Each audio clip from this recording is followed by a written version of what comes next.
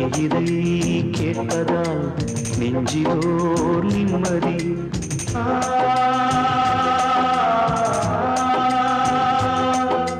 நாள் முழுதும் பார்வையில் நான் எழுதும் ஓர் கதையை உனக்கென நான் கூற.